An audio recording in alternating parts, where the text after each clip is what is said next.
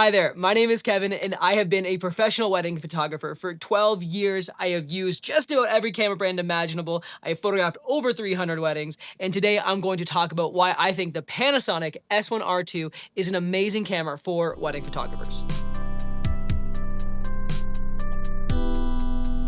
Well, I'm not gonna bury the lead. I've already said it. I think this is an amazing camera for wedding photographers, and I just haven't really seen anything online about this camera for photographers. Lots for video, because video guys clearly love Lumix, but very little for photographers. So I figured that's why I would make this video. The reason I bought this camera is I broke my Leica SL2S at a wedding, and while I sent it off to Leica to get repaired, I needed something to get me by, and I was looking at it and I thought, okay, this seems like it's gonna fit the bill, and it's also L-mount, just like the Leica series cameras, so this way I could use all the same lenses, and I bought this, and I am just so surprised that I love it this much. I'm not gonna get super technical in this video. Instead, I'm gonna talk about what it is like to use this camera as a working photographer. First, let's talk about image quality. This camera's sweet. I mean, it's a 40-something megapixel camera, and paired with any of the L-mount lenses, I currently have the Sigma 50mm f1.2. This is a killer combo. Like, I'm just so impressed, whether I'm using it with this or I have the Panasonic 24-70 f2.8.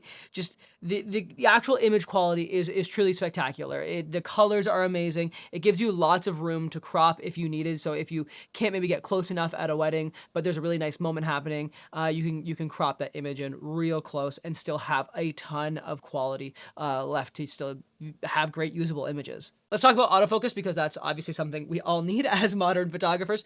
The autofocus is amazing on this. I've heard that in the past Lumix has sucked with autofocus, but truly the S1R2, from my experience, has amazing autofocus. It's really, really solid. It feels the same as when I had the R6, the R5, the Nikon Z8, any of the Fuji cameras that I've had.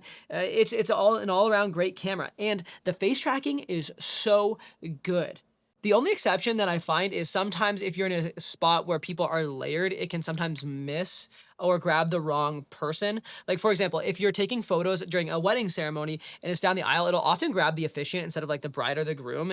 So I have to like turn the face tracking off, and then I'll just like throw it to the bride or the groom. Or even like one time when they were walking down the aisle, it like grabs somebody else who was in the aisle, and I had to quickly throw it off and then go back to them. So I missed like a couple frames that way. But overall, it's really solid, and it doesn't really miss that much. I'm really impressed, and I didn't think I would use it as much as I do, but it's a really solid feature, and the face tracking has been really great, and it locks onto the eyes. It's sharp.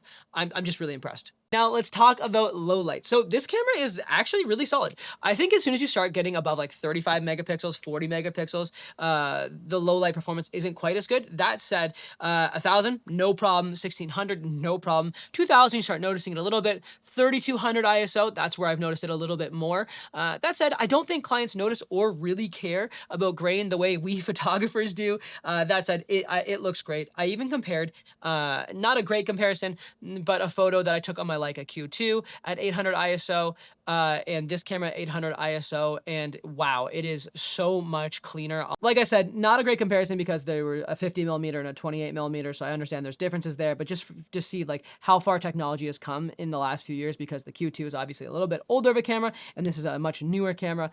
Yeah, I'm just very impressed with the low light ability in the S1R2. And the overall handling is great. I mean, like, the one thing I actually do really like is the two buttons here. So they have a white balance button on the top and an ISO button on the top. Most cameras will have an ISO button or dial of some sort, but I love that they have the white balance button that you can then change the white balance and then also do the adjusting for the tint as well. That's just a really nice feature that I love. I didn't mention battery life, but at an 8 to 10, 12-hour day, I'll end the day on the third battery, or if it's a longer 12-hour day, on a fourth battery, and that's when I'm taking between, let's say, 4,000 and 6,000 photos on this camera. So yeah, between 3 to 4 batteries should do you for a wedding day. The only thing that's happened to me that I've noticed, that I don't know if this is a camera glitch or maybe it's user error, or I'm not sure what it is, but sometimes if I'm picking up my camera, let's say it's already on and I go to start trying to take photos, I find like if I'm trying to move the focus point myself, it sometimes lags if it's been on for a while. But if I have the face detection on, it'll still grab the face right away. So the autofocus is clearly working, but maybe just like the computer's taking a second to boot up again. I don't know. That happens to me every once in a while at weddings, but that's really the only big complaint I have. So like I said, this is not going to be a long video. I just have not seen really anything about the Panasonic S1R2 online for wedding photographers. So if you're a wedding photographer who's looking for a new camera or wants to switch systems or wants to maybe even stay in the L mount system, if you're on Leica, but then looking for maybe a cheaper or just different camera, the Panasonic S1R2 is an amazing camera. The image quality is great. The colors are great. The lens selection is pretty good because you have all of the L mount Alliance to choose from. Now, if you have any questions, I'm going to put my email below, my Instagram below. Feel free to reach out. I'm always happy to chat and give my 2 cents. But I hope you enjoyed this. Hope you found this helpful, and I'll see you later. Bye now.